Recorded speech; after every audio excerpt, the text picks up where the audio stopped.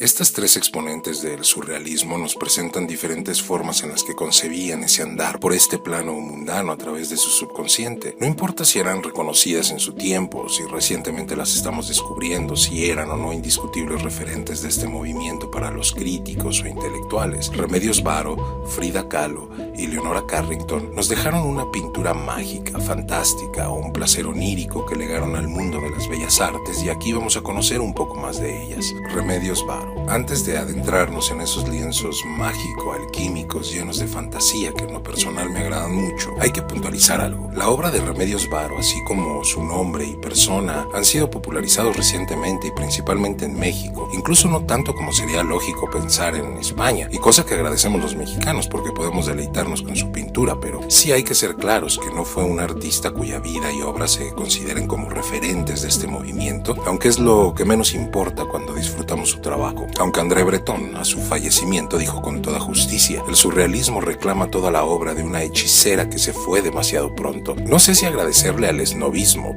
que empezó a desempolvar a Remedios Varo, pero mi hambre por admirar una pintura como la de ella se encuentra satisfecha. A mí me encanta. Y fíjense qué dato: hasta el final de su vida no consiguió vivir de la pintura. Siempre realizó trabajos artísticos de supervivencia, sobre todo como ilustradora publicitaria. Hizo los decorados de la película La aldea maldita de Florian Rey. Un dato muy curioso es que falsificó por encargo cuadros de Giorgio de Chirico y que junto a Leonora Carrington diseñó trajes y tocados para teatro y ballet, por ejemplo, para la primera de las 3 óperas completas de Sergei Rachmaninoff, Aleco. También fue locutora, traductora de conferencias, etc. Les voy a aclarar 2 dudas que se surgirán por el contexto del video. La primera es que no, nunca fue mexicana. Sí, podemos revestirnos con el sentimiento romántico y nostálgico de que en su corazón fue más mexicana que muchos y que por eso murió aquí, etc. Lo cierto es que nunca quiso adquirir la nacionalidad mexicana. Y la segunda es que sí conoció a Frida Kahlo, pero nunca tuvieron una relación cercana como podríamos pensar. Se identificó más con otros intelectuales de la época, y sí es el caso con Leonora Carrington, porque fue diferente. Con ella sí se identificó más y encontró cierta afinidad. Fue gracias al presidente Lázaro Cárdenas y a su política de acogida a refugiados que, tras la derrota republicana en la Guerra Civil Española de 1939, México acogió entre 20.000 y 25.000 refugiados españoles entre 1939 y 1942, y he aquí por qué Remedios Varo llegó a México. El punto es que siempre hay que alimentar nuestra curiosidad intelectual para saber más sobre algo que apenas comenzamos a conocer o disfrutar, porque cuando he platicado con personas, en este caso acerca del surrealismo, automáticamente mencionan a Remedios Varo casi como el non plus ultra del surrealismo, porque precisamente su obra ha cobrado más protagonismo recientemente, así que es mejor ser curioso que pretender saber. ¿Y de dónde proviene ese estilo tan peculiar que a todos nos encanta ahora? Pues de un grupo llamado Logicofobista, al que perteneció y que fue creado por Marie-Albert Cassany. Este grupo buscaba la síntesis del espiritualismo y el surrealismo, o sea, fobia a la lógica, aunque en 1935 expuso en Madrid este dibujo titulado Composición, cuando Esteban Francés, otro pintor surrealista, la introdujo en el círculo de André Breton. Es con esta con la que empezó a forjar ese estilo y se titula El agente doble. Comienza a exponer en México con Recuerdo de la Valquiria, un gouache sobre papel muy pequeño de apenas 37.5 por 31.3 centímetros, y lo expuso en 1940 en la GAM, Galería de Arte Mexicano, que fundó Inés Amor, que como dato curioso es la primer galería de arte fundada en México. Vamos a ver ese estilo ya tan familiar de Remedios Varo. Hay que recalcar que su pintura está permeada por ese gusto a la alquimia, al psicoanálisis de Freud y Jung, su gusto también por la entomología, por eso sus pinturas son tan mágicas, tan atrayentes, coloridas. Esta se titula Hacia la Torre. Es una representación política, espiritual, a veces escondida en sus obras por la inconformidad que siempre mostró al que su madre la inscribiera en instituciones católicas. De hecho, forma parte de un tríptico que narra el proceso evolutivo del alma humana en pos de la perfección. Aquí ya vamos a verlo como tríptico, y las otras 2 piezas que lo componen son Bordando el manto terrestre y La huida.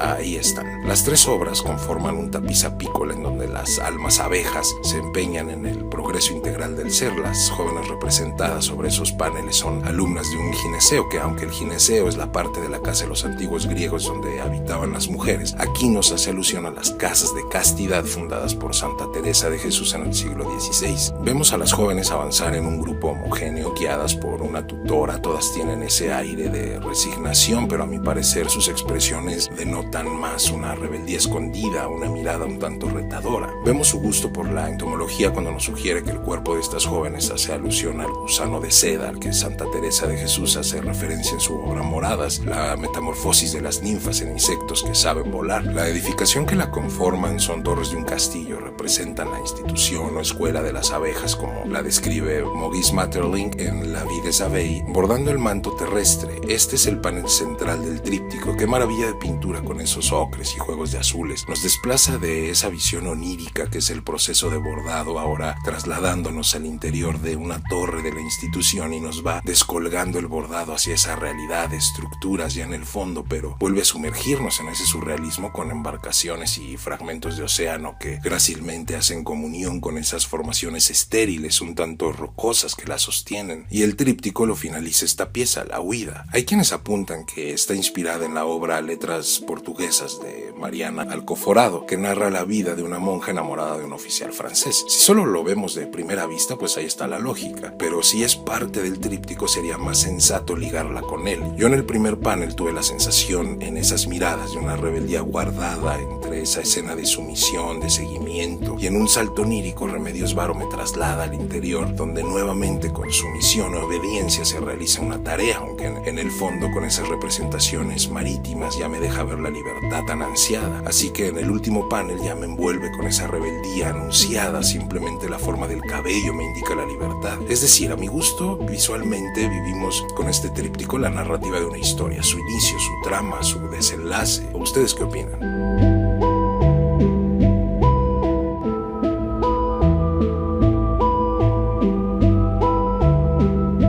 Mujer saliendo del psicoanalista. Es una pintura permeada de simbolismo. Remedios Varo gustaba de plasmar en su pintura la importancia, el análisis de la psique, tanto como una forma de descubrirse como de liberarse. Ella califica como correcto despojarse de la cabeza de su padre después de una sesión de psicoanálisis, y la vemos claramente arrojándola a un pozo. De forma despectiva se refiere a los otros objetos que pinta en la cesta como otros desperdicios psicológicos, como por ejemplo el reloj, símbolo de llegar tarde. Me encanta esa bruma en la parte inferior que arrastra mientras sale del consultorio. Ahí es donde en mi apreciación retrata la liberación. Es pesada puesto que se desplaza a nivel del piso, o sea que va cargada. La siento espectral, lo que se me hace raro después de despojarse de sus fantasmas internos, y remata esa declaración al psicoanálisis con esa pequeña placa en la puerta que indica el nombre del doctor, o mejor dicho sus iniciales, FJA, que hacen alusión a la práctica de 3 psicoanalistas: Sigmund Freud, Carl Jung y Alfred Adler. Esta es una pintura por la mayoría conocida y se titula La creación de las aves, de 52 por 62 centímetros. Es una pintura mágica por la forma en la que combina todos los elementos. Su personaje principal, un híbrido femenino que es la creadora de las aves, hace uso de la naturaleza para su creación. No podía ser de otra manera y lo podemos deducir porque los elementos que intervienen entran por las ventanas. Los pigmentos que yacen en la paleta primero pasan por un proceso de separación, es decir, están absorbiendo la luz blanca y gracias a esos artilugios de alquimia se separan en los colores primarios para poder llegar a su pincel conectado a ese tipo de híbrido entre violín y guitarra, a lo que yo solo puedo interpretar como el elemento que dota al ave de tan hermoso trinar, y que si ponemos atención el ave se despega lentamente con armonía, es decir, cobra vida gracias a ese rayo absorbido por el prisma que sostiene en su mano izquierda. Hay concentración por parte de la creadora, hay compromiso y lo podemos ver en su pose, que no sugiere otra cosa más que total devoción, erguida, orgullosa. Papilla estelar. Este óleo de 92 por 62 centímetros con ese uso de negros y amarillos no nos hace sentir incómodos, pero sí nos alerta de un contexto tribulado que inquieta, que paraliza un poco para preguntarse qué momento atravesaba Remedios Varo para pintarlo así. Nuevamente una tarea de creación, de elaboración, pero confinada realmente. Envuelve la escena con las nubes en la escalera, pero nuevamente yo lo siento como esa bruma que de alguna u otra forma con esa pesadez la envuelve. Por eso esa expresión muy recurrente en sus rostros de hastío, tal vez ya de una monotonía de la que quiere escapar. No está sola en ese pequeño espacio porque tiene secuestrada la luna, aunque grácilmente se ocupa de ella y se preocupa elaborando una papilla estelar cuyo proceso culmina con esa chimenea que también puede hacer alusión a la fábrica textil que tenía su padre. Ahora les toca a ustedes. Ya sabemos los elementos que utilizaba Remedios Varo en sus pinturas: animales, alquimia, psicoanálisis, ambientes lúgubres pero impregnados de color. Creaba escenas fantásticas plásticas plagadas de simbolismos, escenas que pienso solo podrían existir en la mente del propio Lewis Carroll. Y es lo que me encanta del surrealismo, que nos está permitido sin restricción alguna y en ausencia del artista, echar a volar nuestra mente, así que aquí les dejo algunas para que ejerciten su imaginación.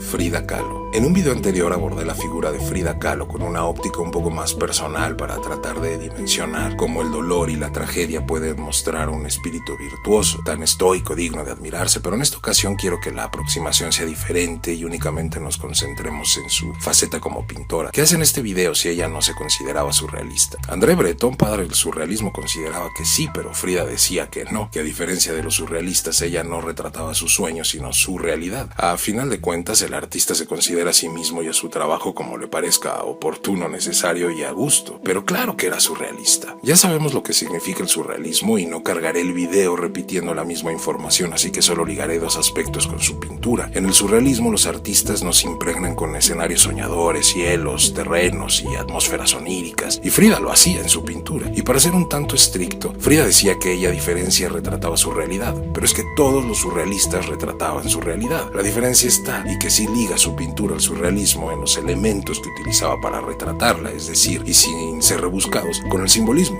La pintura surrealista está plagada de símbolos. Sin ahondar más, veamos su pieza Sin Esperanza. Sol y luna en un mismo plano, existiendo al mismo tiempo. Quería decir algo con eso, no solo el que alguna vez haya presenciado un eclipse. Y siendo muy simples, sin el simbolismo, ¿cómo concebir tanta carne de tamaño descomunal y sin procesar pasar por un tracto digestivo? Así que por supuesto estamos en presencia de una surrealista. Quiero terminar esta primera parte y detenerme para confrontar un poco de manera muy amigable y respetuosa a los que rechazan su pintura sin argumentos. Vuelvo a pegarme a esa tesis del daño que hace solo raspar las cosas por la superficie. Y no digo que la pintura de Frida deba gustar, para nada, pero sí digo que hay que saber pensar por nosotros mismos, sacar nuestras propias conclusiones. Pensemos en una charla entre iguales, no tenemos ningún acercamiento a la academia, no somos críticos, entre comillas, solo somos dos personas que nos gusta el arte, vamos a exposiciones, mencionamos artistas, conocemos la historia de algunos, incluso tenemos preferencias por artistas emergentes y hemos adquirido su obra, en fin, que encontramos en el arte un buen tema de conversación. La opinión, crítica y gusto de cada persona es invaluable, pero cuando sale a colación Frida y su pintura, en lo personal encuentro muy desmotivante, además de predecible, y mi interés se viene abajo para continuar con esa charla cuando escucho dos cosas. Primero, que era mala pintora. ¿Por qué crees eso? Es interesante saber qué te llevó a esa conclusión, aspectos técnicos de su ejecución en su pintura, imagino.